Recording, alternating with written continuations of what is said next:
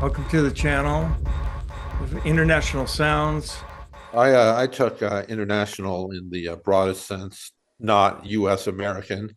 So I have something from France and something from Germany because that's just how narrow my cultural horizons are. I chose two records separated by 40 years and an ocean of musical proficiency, but they are united by their origins in, I don't know, German-speaking countries.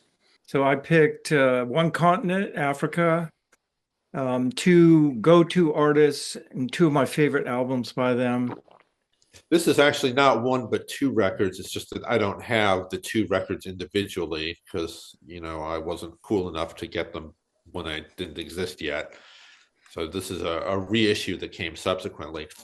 But the artist in question is Catherine Ribeiro, who is a French woman, recently deceased, 2024, of Portuguese extraction, who made these great uh, sort of angry psych folk records in the late 60s and early 70s, and continued to be active until very recently. But the two albums in question are from the late 60s and early 70s. So first one is her and the band Alp, and the second one is De Bis, and they're the same group essentially. Angry psych folk protest music from the late 60s, early 70s. It's a little bit like Grace Slick meets Nico in front of some kind of fronting a band of gypsies. Highly recommend this. And she had her media debut, I believe, in a Jean-Luc Godard movie, Masculin Feminin. She plays a yeah girl, but these records are from a couple years later, and they are definitely not sort of swinging and carefree in that yeah manner. Militancy and anger of the 68 generation to which she belonged. So, Catherine Ribeiro, highest recommendation. Moving across the Rhine,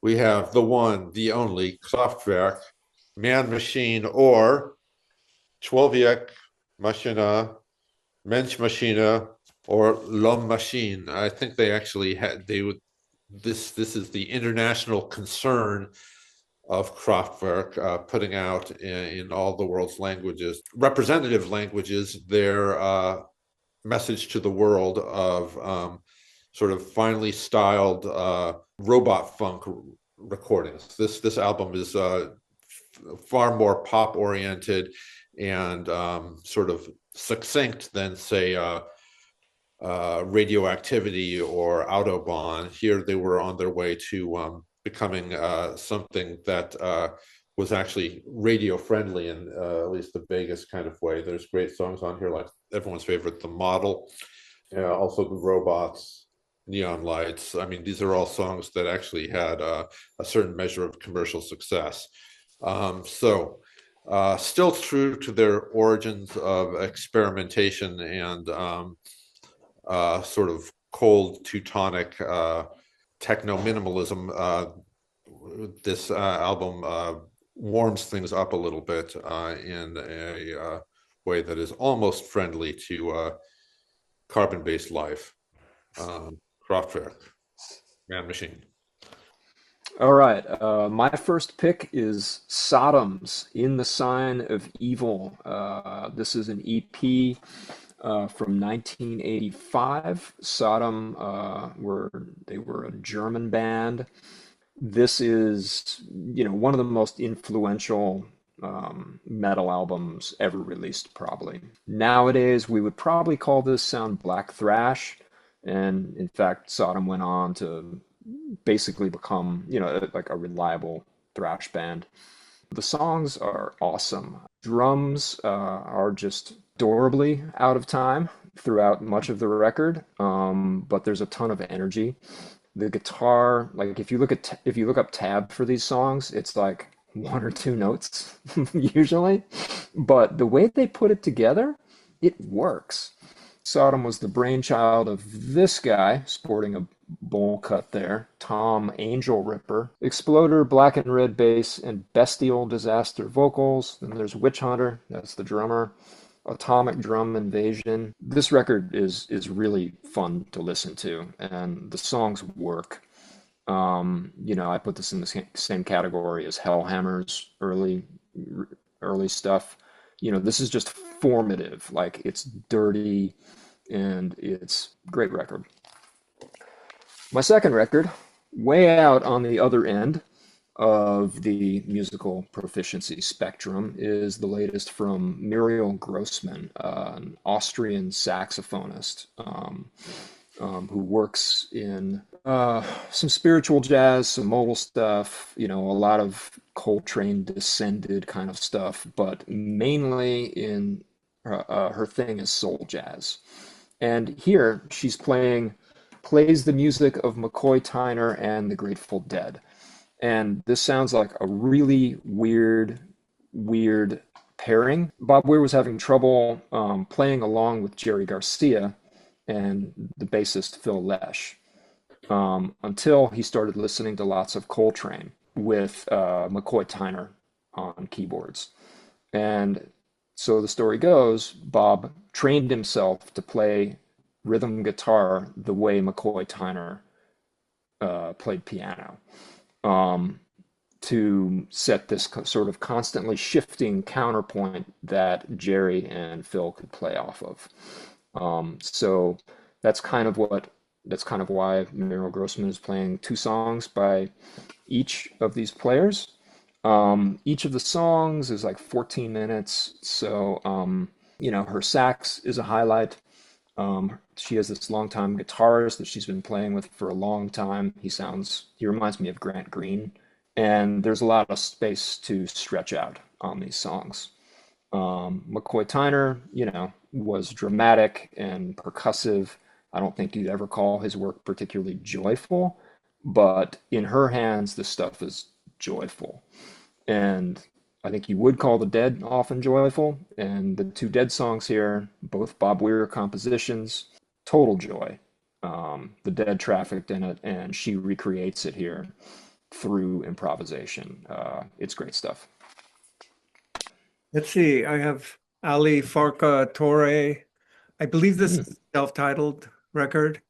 He's from Mali, and he combines traditional music from the area with the influence of American blues, or vice versa. Anyway, there's twin guitars with really clear melodic ideas.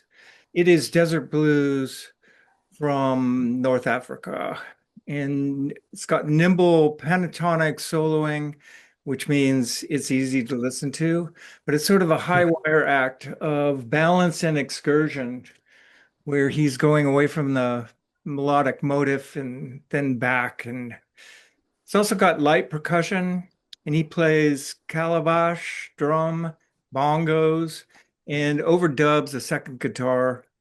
It's got soulful vocals in various languages found around Timbuktu. The content is about the traditions of the area and religious metaphors, anti-drug songs, social encounters, and he's a big fan of John Lee Hooker.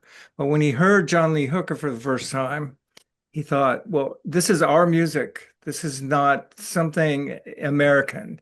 This comes directly from what we play here. He also did an album with Ry Cooder called Talking Timbuktu, and referred to America as a spiritual car park. He was not impressed.